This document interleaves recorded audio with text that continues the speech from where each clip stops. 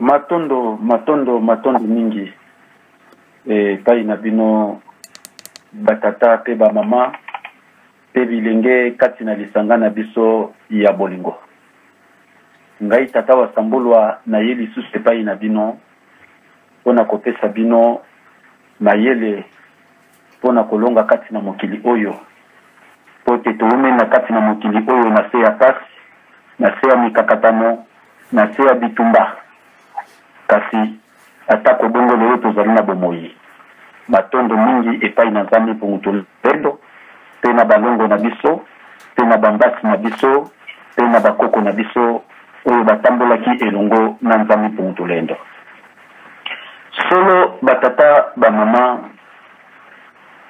na koloba na molimo bana na ngai nyonso ya molimo naza susu na esengo kopusa na liboso na bino lelo po te esalimwa batango mwa molai moke mpo na kopesa bino lisusu mateya oyo ezali bongo ya sika kasi mateya oyo esengelaki epesamela biso mokolo na lelo te ntango wana tolongaki na mateya ya rémission de péché mateya oyo elandaki yango oyo me bakondition ya bareseau nde yaki kosala ete tokotala boye na tata kanza tokomona bareseau ezoperturbe tomoni ke ndenge son wana ezali kotelezala mabe otala misusu ezoleka na kati na youtube na lisanga bolingo mateya bamisusu bakolanda soki biso moko na kati na ndako kolobake bana lisanga bolingo tokoki kokomprendre moke mais ekozala pe pasi mingi soki pe bino bosa koyoka malamu te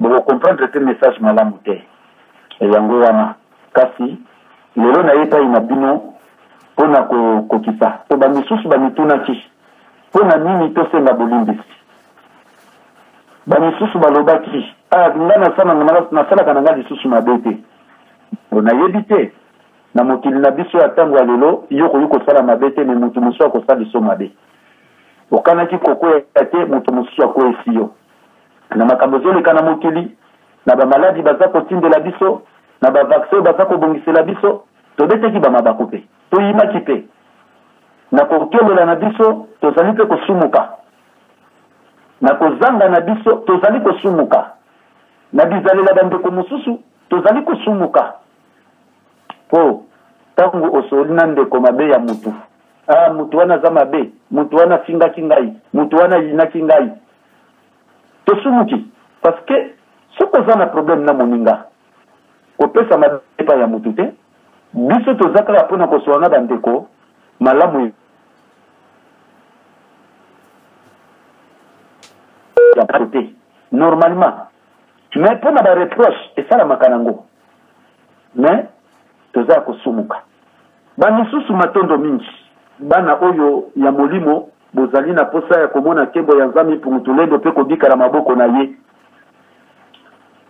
tomiyebaki ke tozali na mabe tomiyebaki ke tozali na masumu yango wana ntango tata wa sambola alobaki rémission de péché moto oyo aza koreconnaitre ke azali honnêteté vis-à-vis ya nzambe meme mpe epai na bato en tout cas akotaki asengaki bolimbisi bamisusu kutu bazali nano na kati ya lisanga bolingo nano nakoti bango na kati ya groupe whatsapp lisanga bolingo te nanu mpe abandi kutu kokende lisanga kati na France te na baoyo baza na France mais ntango balandi na kati ya youtube bamisusu bamekangaki 24 heures kolia te komela mai te distraction te bamekangeli na kati na chambre mpe basalaki rémission de péché boni yo moto ozali na kati ya lisanga bolingo osala rémission de péché te moto oyo aza ya kokoka asolaka na nzambe à travers bambasi na ye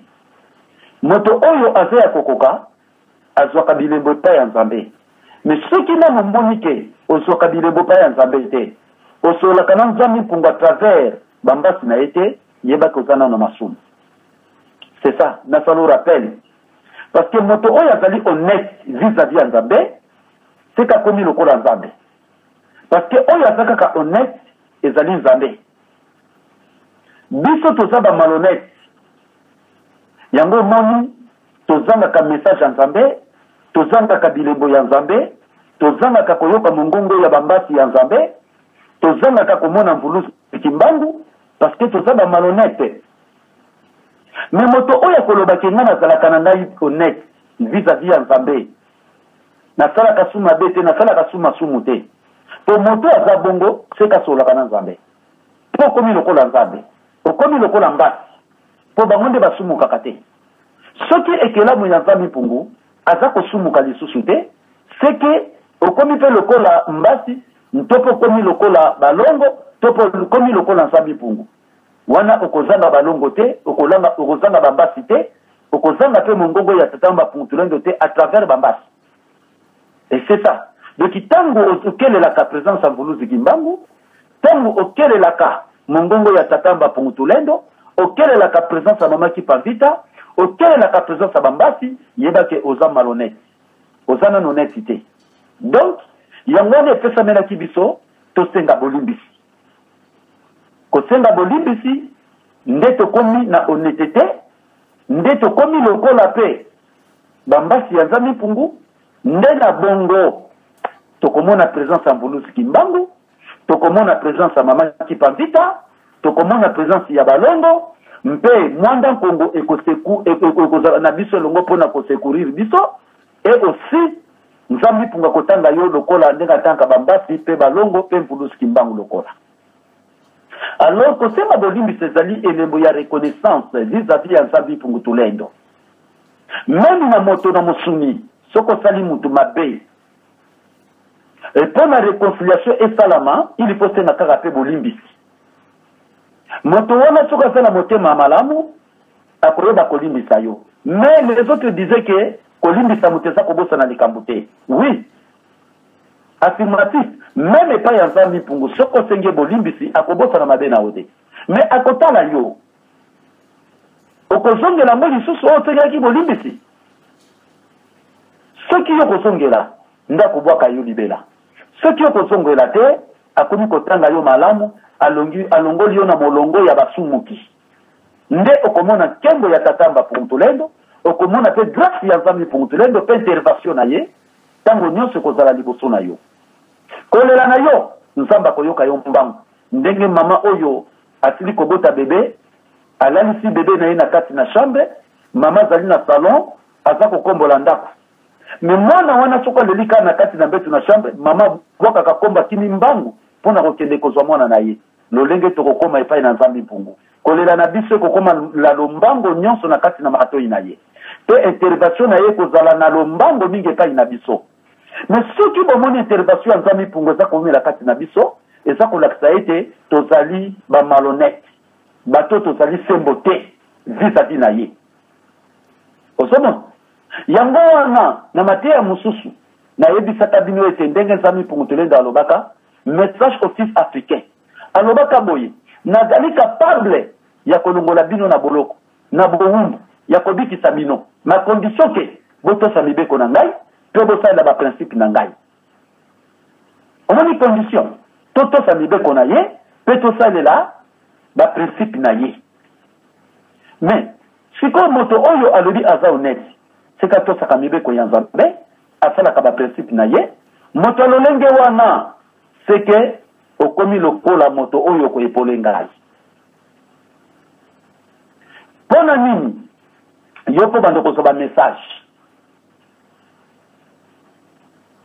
osomona na tango wana tamusu tata wa sambulwa nzambi punga pete panete apese pa ina yo ba message o ezali tatone te po lelo tozana de près mutu alali aloti ndoto alobi nzambe alakisi ngai te toza mobutu kutu alobaka yango ke mutu kongole akoma alali aloti ndoto oyo nzambe alakisi ngai, oyo nzambe asindi ngai, oyo nzambe alobi na ngai. Nzambe asololaka na biso te, nzambe amonisaka makambo epai na biso na nzela bambasi. Et c'est ça. Mosusu akoloba mvulusi kimbangu ayebisi ngai, mama kipambita ayebisi ngai. Bon, bakoki mpe koloba me tala nano ezaleli na yo, ozali honnête, oza na bolingo, olingaka bato ata moto asali yo mabe yo ozomisaka mabe te, ata moto ayini yo yinaka ye te soki moto abwaki yo bokaka ye te. Tala nano ezaleli na yo mama, tala ezaleli na yo tata, po yo bakozali honnête bien ozali malhonnête vis-à-vis ya Nzambe. Po soki kutu na miso bato ozali na malhonnête, ozali na bosembo te, bongo epai na Nzambe nde kozala na bosembo. Non, Nzambe atangaka biso ndenge tovandaka biso na biso. Soko oyebaka te oyina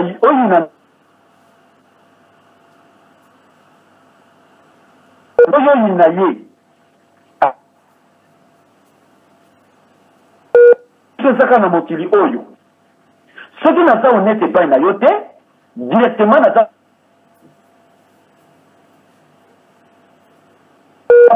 epai ya mvulusi mbangu te epai ya mamaki na otembo na Nzambe mpungu. Honnêteté na yo ekomona liboso na bato. Est-ce que ozalaka na vérité na makambo etali mbongo? Oza kodetourne mbongo ya baninga ya bato. Après epai na Nzambe mpungu oza honnête. Ozali kotonga bato, ozali koyina. Bongo epai na Nzambe mpungu nde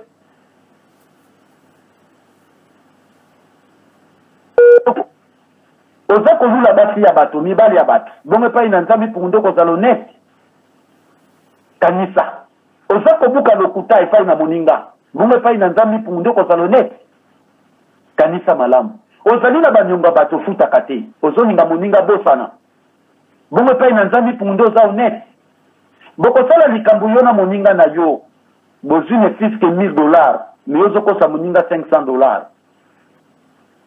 Oyo toka bula 250, mais oso bombaki 500. Ozali honnête epai na Nzambe. Alors kanisa, mama, papa, tozali bato na bosolo te. Même wasambulwa aza moto ya kokoka te liboso na Nzambe mpungu.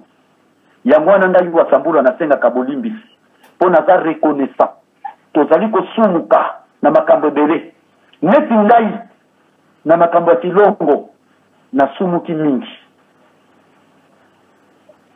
Na misala tatamba pungutulento nasumuki mpo na pasi oyo naza komona. Basusi nyonso nezaka kosumuka parce que Nzambe mpungu tatindaki nga misala na ebandeli bayebisaki nga malamu. Mvulusi mbanga lobaka bien mosala oyo ezali mosala ya pasi. Bato mosusu bakoboya kosunga yo bakokangelo mitema, Satana kokota kati na mitema ya bato.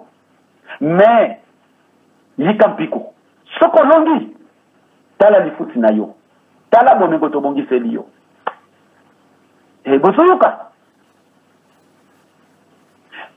lisusu tango tokomi na janvier 2016 bayekopesa nga message na mokila molimo, mais message wana balobaka na nga na anglais, serial killer. Donc elle a quitté un moment difficile pour toi de 2016 tina lelo boyoki na 2018 etumba esika tozaki na kilongo bakolo lupango bateki lupango bato baprometaki ngai tokosomba papa tokosomba mabele basomba kite 2019 et 2018 toyekozwa mabele ya kufutela epona kotonga bandi manevre bisungi ya kokokeza te manevre ngai pe kuna naza kosumuka, ngai pe kuna naza koyima, ngai pe kuna naza kolela. Nosike bayebisaka nga na 2016 serial killer, moment difficile pour toi. Oleke nasalela message bapesaki ngai nakanga motema, me ngai wasambula nakomaki koyima, ngai wasambula nakomi kobeta mabako, ngai wasambula naza kolobaki na miboma, ngai wasambula naza kobaki na tika musalo eleki pasi. Ngape nasumukaki parce que batali senga bien avant que tango eza pasi pona yo. Mais tango pasi ngo bandi ko manifester ngai na komi kolima. Eza kutu na ndeko awa wakati na biso na lisanga bolingo na kisasa abina nga papa atambulwa message yo mtopesa ki biso ke tango ezali ya pasi pona yo. Mais ce qui biso to mona ki tango bisengo message donga ko malikuta. Lokola kokisa ni na pasi au papa c'est que nzabi ponga pesa ko makambo ya solo po ani yo soyima. Même maman luzolo nanda ko console ngai, mais ngai ka koyima.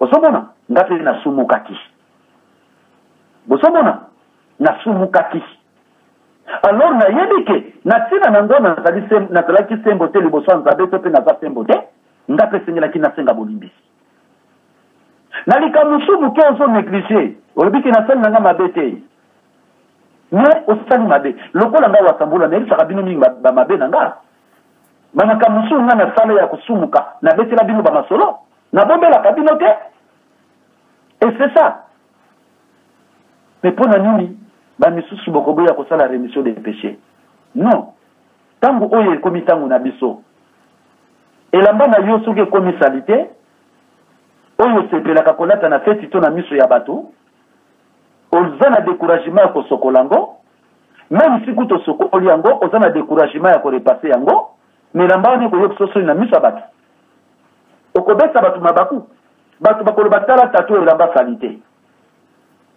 tala mama oyo elamba sali te tala mama oyo tata oyo elamba barepasa te même si elamba olati na nzoto ate eza kitoko ndenge nini soko eza na mesure na yo te eleki yo moke makasi to eleki yo monene olata yango te parce que bato bakoseka yo bamisusu bakotonga yo omemisi bango libaku lolenge moko liboso na nzambe eloko mosusu ozomona ya moke osala to osalaka ekoma lokola eteni ya nzoto na yo habitude na yo kobandela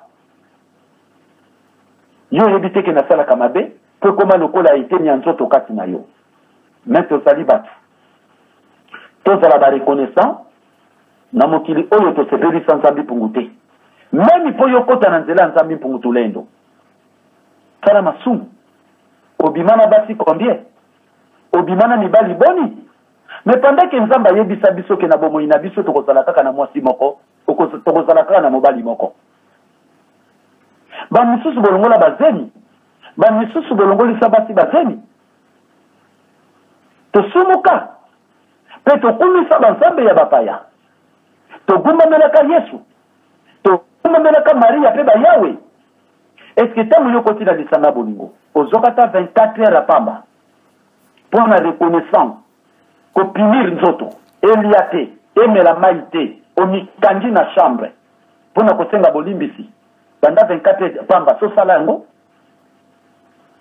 alors nana yebisi yo ke masumu na yo ozalaka nango selimbisama oyoka reponsa nzambe ke wi mwana na ngai parcours na yo nyonso ezalaki mabe to mpe ezalaki na mwa malamu kasi na mabe menase na limbisi yo nani sasi biyano wana j'espère kaza te c'est pour cela ntango tata wasambula bapesi ye maye oyo akoki komimepa na bino seke nzambe mpungu azomona biso toza malhonnête soko ayebaki tozala honnête pourquoi kopesa ngai teme rémission de péché et c'est ça tozala lolendo te penza liboso na nzambe mpo na kolobaki ngai nakoka na ngai non même si tozali na masumu so toyosala oyo tobengi na lopoto péché sans le savoir ovandi na kati ya chambre okangi mpe chambre obimi mpe balabala te okutani mpe na mutu te me na nzela makanisi kaka oza kosumuka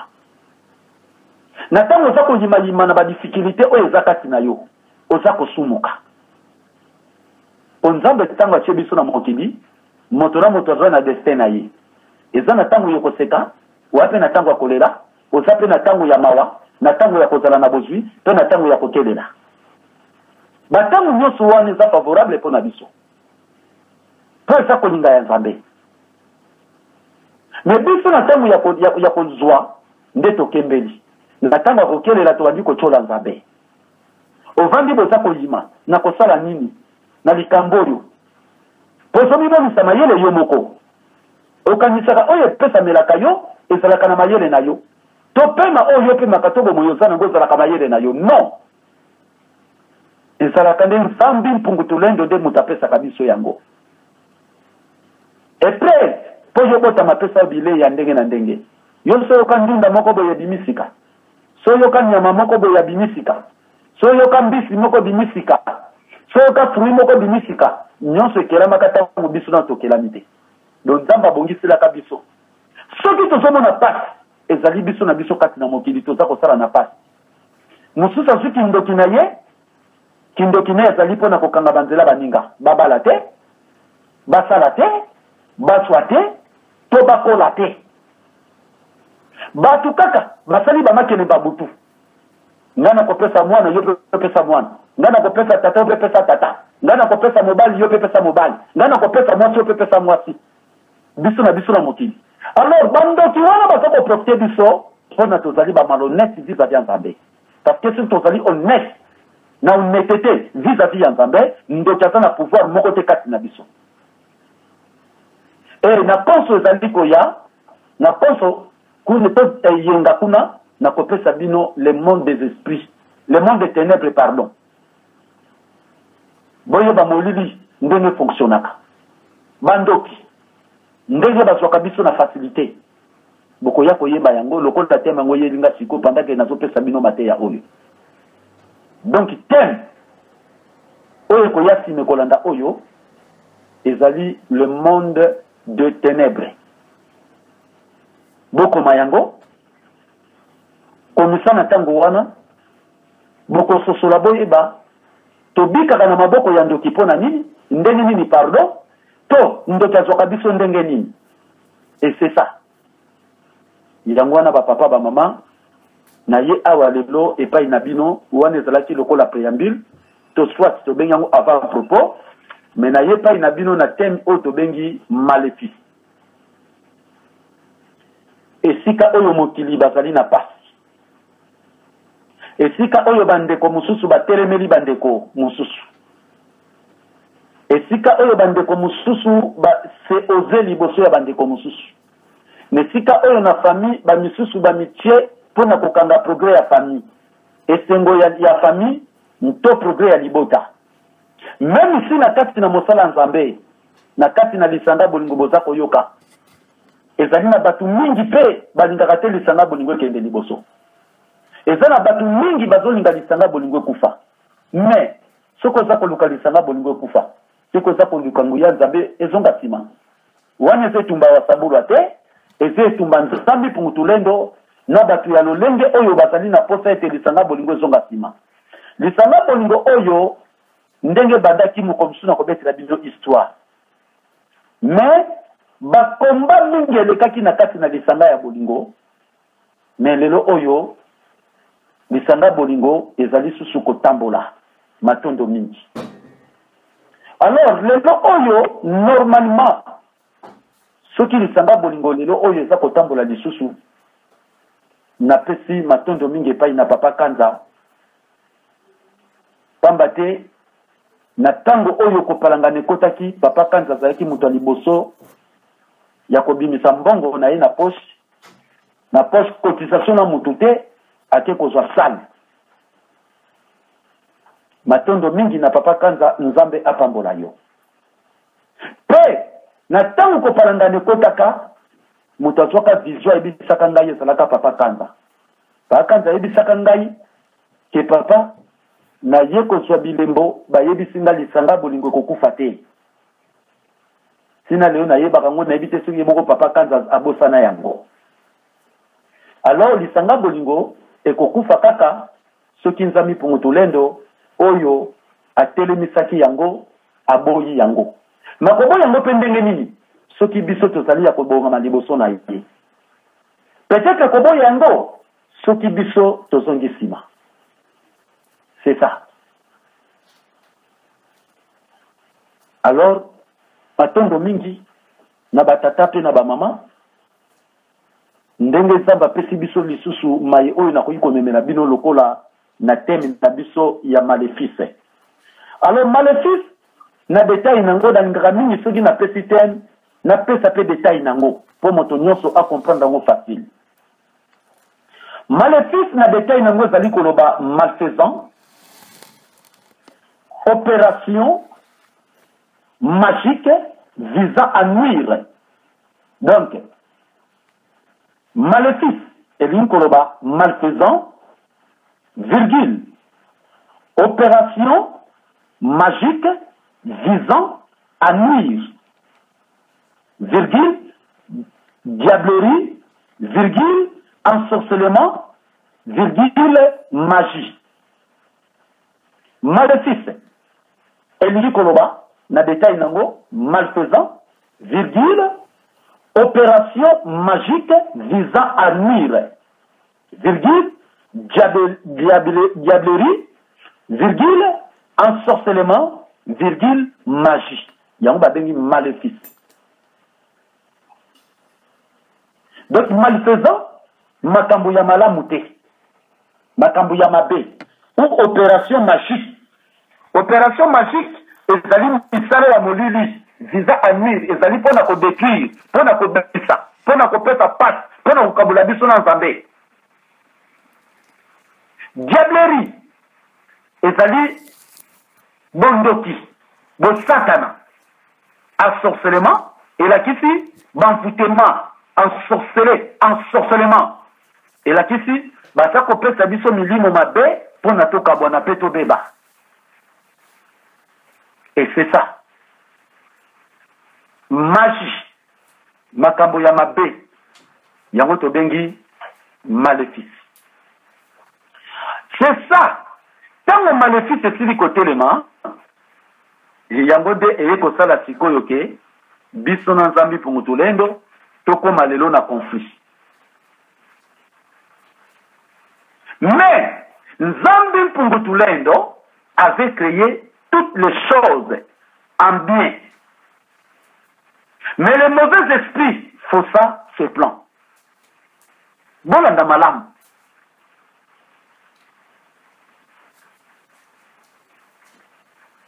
Nzambi pungutulendo ou Maweja Nangila avait créé toutes les choses en bien. Mais le mauvais esprit faussa ses plans. Donc, Zambi Pungutulendo, asali babilo kona ye nyonso malamu, bikelamu ne nyonso malamu, mais Satan le diable aye kobebisa mabongisi wana. Abebisi mabongisi wana azalaki na nguya kobebisa plan ya Nzambe te. Mais nguya Nzambe engai kosimba masoki na mokili tozalaki na boyokani pe kosimba mibeko ya Nzambe pe kobatela yango. Pe kotyango na misala. Nde Satana ande kokoya. Satana profite biso na mokili aye kotyaba biloko eza kongengisama. Or que biso tokasai biloko kongengisama wana nde kopesa biso esengo. Or que salaki motambu oyo mungunya atilaki biso na mokili. Po soki tolandi biloko ya kongengisama tokangama na motambu na ye. Pourtant biso tolandi biloko ya kongengisama eza lokola topesi Nzambi pungutulendo mokongo. Toanzie na biso diable le Satan. Nde kosala ke plan nyonso ya malamu na bikelamu Nzambe asalaki mpo na bikelamu na ye eye kobeba. Banani babebisi yango Nzambe te. Satana mutu abebisi yango à travers nous les humains po toanzie ya diable. Nzambe apesa bacondition pe loi de la nature ndenge biso tokotambola na mokili. Nzambe apesa yango me biso nde toye kodetourne yango, toye kochange lolenge na biso oyo biso tomoni ke tokozala bien yango bomoni tokomi na mort moko précoce. Nzoto ya mutu ezalaka susu malamu te. Mutu akoma na badifficulté na ye, mususu abelaka makolo, mususu mukongo, mususu mutu, mususu o soki motema, mususu o tension, mususu o soki hémorroïde, mususu o soki ndenge nini. Tozalaka su malamu te parce que todetourna destin na biso. Tokoma kotambola na oyo toza komona na mokili. Soki tomoni mutu oyo apakoli mafuta moko etelisi ye, yoko tuna okomi kitoko opakoli mafuta nini? Oh Caroline, yoko kesomba Caroline. Ok, tansu Caroline ebongaki na poso na ye. Omoni tokoma kolanda na mokili. Tokoma kosala na mokili. Topesi Nzambi pungutulendo mokongo. Et c'est pour cela que vous allez souffrir. Vous savez, il y a un moment où il y a une sorte de moto. Ceux qui ont dit qu'on pousse na bambula, nous sommes commis na passe. ezali mabe tosala na mokili nde eza kozonga kati na nzoto. Nzoto azalaka monguni ya molimo. Nzoto alingaka te tolipesa na makambo ya nzambe. Nzoto yalingaka tosepelisa ye. Ntango ozomelise masanga ye azosepela. Ntango ozosalela yango ekobo ye azosepela. Ntango ezokokota miziki eza kobina ye azosepela. Ntango ozolisa yango bangombe babiloko ya kitoko ye azosepela. Ozolatisa yango ye azosepela. Ozolatisa yango maputa talo, bakosime ya talo, bamapapa ya talo, basapata talo. Wana ne nzoto azosepela, azozwa lokumu, or kazotrahir yo na nzambe. Oui, toboyi te kolatisa nzoto epekisami te, bien sûr, mais est-ce que ozokokisa pe ya molimo? Tala ya nzoto ndenge tokokisaka. Na tongo soko la muki eloko liboso ko banda na talatala situ ba mama. Est-ce que tala kape molimo ndenge wana? Ozako tala na moni mai moko ya sipere bimisika.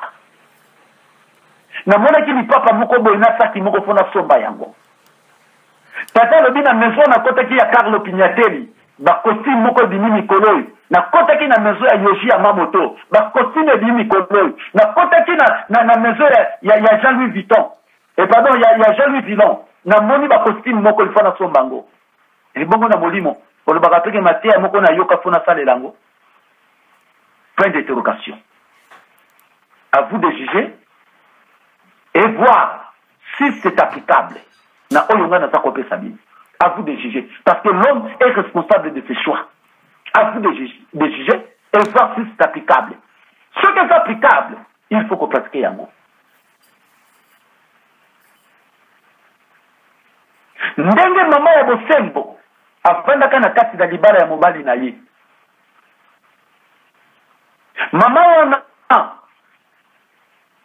babalaka ye na l'âge à 22 ans. Ayeko kufa ayeko kufa na 104 ans. Il a fait 82 ans sous le toit conjugal.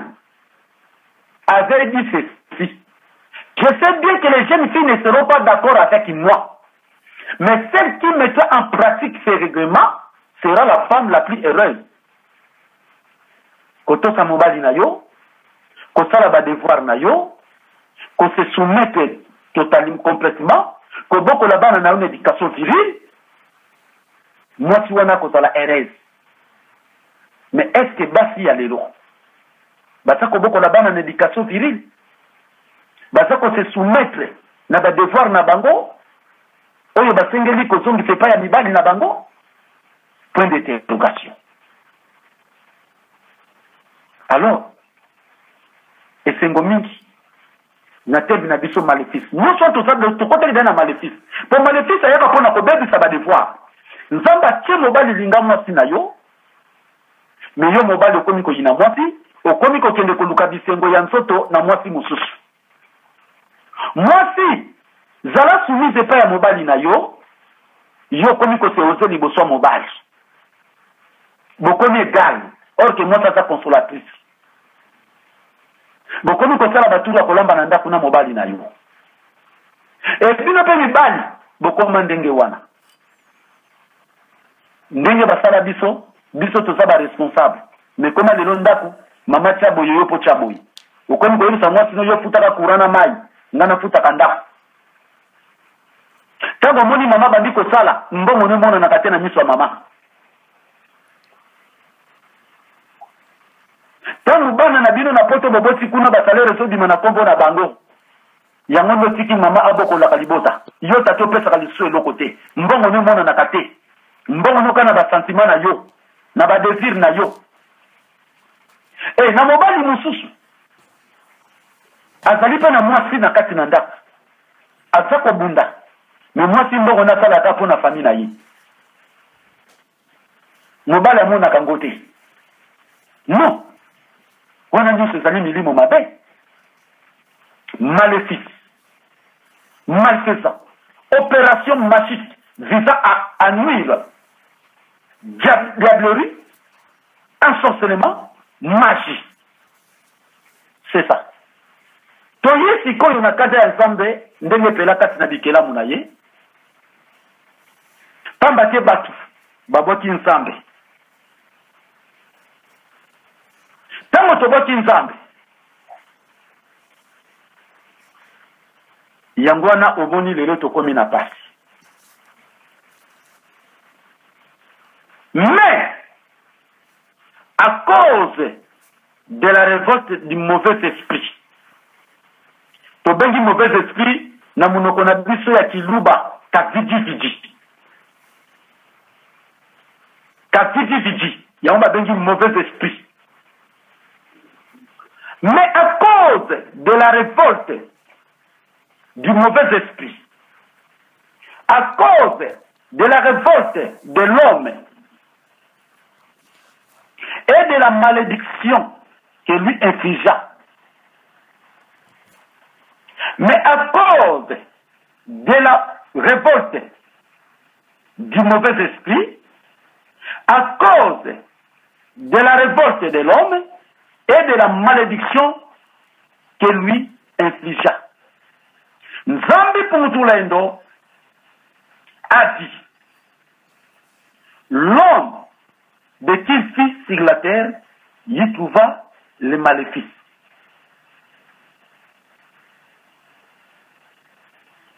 Atona milimo mabe oyo etamboli biso kati na mokili tobengi na chiluba kavidividi à cause de la révolte de l'homme. Révolte nikolakisa nini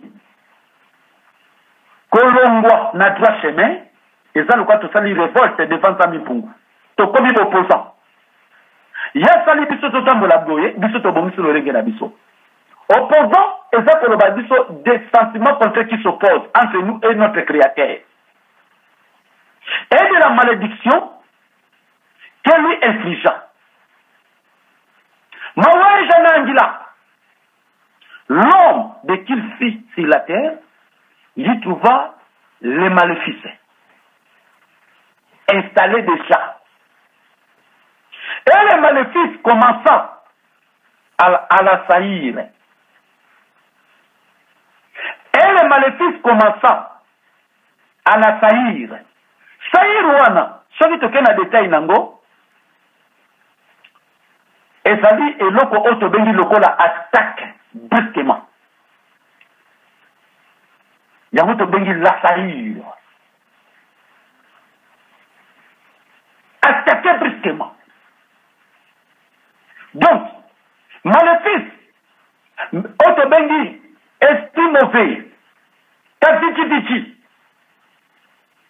tangu biso na kati na mokili, tolingi kombona malamu nzambe, ye directement attaquer biso. Tolingi koloba nini? Tala kaka papa tango botami, mama tala tango botami, na maboko atata na mama. Oyebi na mabe na malamu te, oza komela mabele, oyo koma na niveau moko, miso bandiko funga me bandiko mona, oyo koma na niveau moko, obandiko lia potopoto, oyo koma na niveau moko, obandiko nguluma, oyo koma na niveau moko, bandiko tena, oyo koma na etape muso bandiko tambola. Ti, okoti pe na etape ya fufu, pe mokolo muso komi na etape ya kwanga, ya loso, ya nyoso, oyo linkolia. Mais ceux qui ont rejoint kaka 12 ans, alors esprit mauvais, kapitibidi, aye koko atali déjà moto oyo abandi kokola zo mayele ya ye kofanda kati na yo. Abandi kosala misala mikie. Tant kako atteindre 14 ans, ya ye kofanda na kati na nzoto na yo. Yango mona ka souvent mwana mwasi so akokisi l'âge à 14 ans de 15 à 16 ans, baba yango l'âge à puberté. Mwana bandi pe kolula mibali. Soko moni mwana na yo akomi soin tindi yeboye asokola makolo soka kisalite abi mabo a changer lamba oke so mbaka lipa na point ke so manini kuna na magasin mwana changer bilamba komi soin c'est que mwana komi déjà na mibali to komi kolula mibali eza yete esprit maléfice yango nde mtesa kotambusa ye esprit mauvais et soit kabiso de na 12 ans et bandi ko pratiquer misala nango pour mwana bandi ko sa connaissance 14 ans nde bandi ko manifester Même mwana abandi ko yiba ta mususu na ndako mama lamba kake na nzungu ayibi tata bombaki mbongo ba longoli mwa fanfa mwana pa batango so tuna nana yibi mwana so wangana mwana ko tina lokuta on a déjà s'exprime avec ces bandits manipuler mwana parce que yango ezali pona ko nuire ko détruire donc à partir de l'âge de 14 ans na mwana mwasi nzambe déjà bandiko satana déjà bandiko bundisa ko kabule na nzambe kolongola mwana droit chemin pour miso nzambe mona ke lisusu te parce la sous protection nzambe te bozo mona misala ya maléfice